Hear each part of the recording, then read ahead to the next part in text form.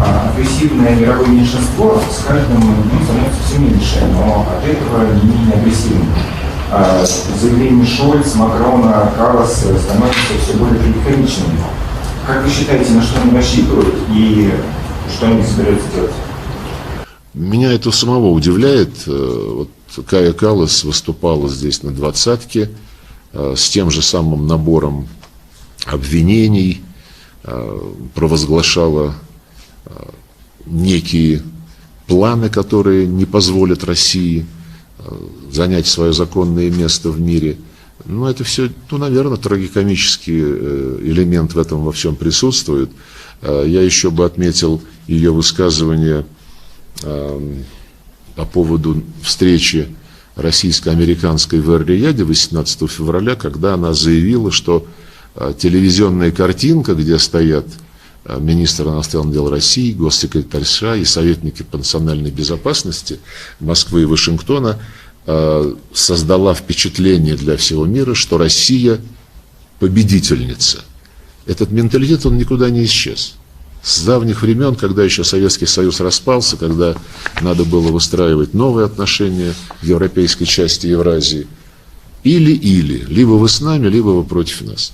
2004 год, когда еще был первый госпереворот на Украине, который все-таки мы считали был не проявлением системной политики Запада, и поэтому эти проблемы сохранялись и усугублялись. 2004 год.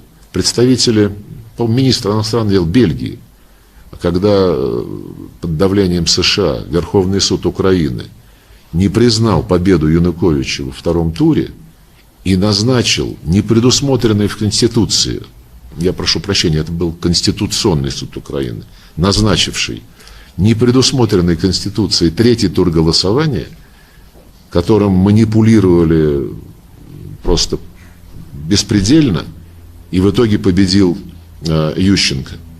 Вот перед этим третьим туром министр иностранных дел Бельгии прям публично заявил: я призываю украинских избирателей сделать правильный выбор. Либо они с Россией, либо они с Европой.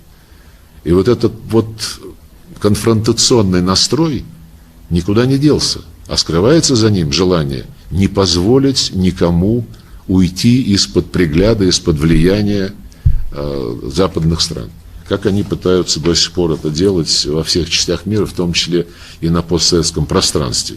Ну и говоря о тех людях, которые сейчас пытаются высказывать оценку западных стран и пытаются не допустить раскола западных стран, не могу не упомянуть генерального секретаря НАТО Рютте, который выступает так, как будто он президент очень крупной, мощной державы, а не чиновник, который обязан отражать консенсус всех своих членов.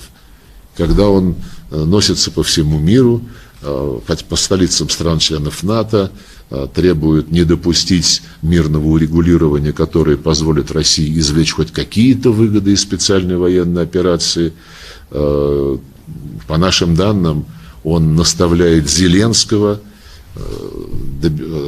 указывая ему на необходимость стоять на своем, не проявлять слабости до начала переговоров. И подчеркивается недопустимость для Киева даже намеков на возможность смягчения позиции, тем более, как они говорят, территориальных уступок.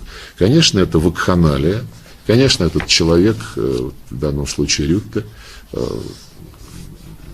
злоупотребляет, грубо нарушает свои функциональные обязанности, потому что мы знаем, что далеко не все члены НАТО занимают такую оголтелую позицию. Далеко не все хотят продолжать тратить деньги на вооружение Украины. Далеко не все хотят подчинять всю работу и НАТО, и Евросоюза хотелкам господина Зеленского.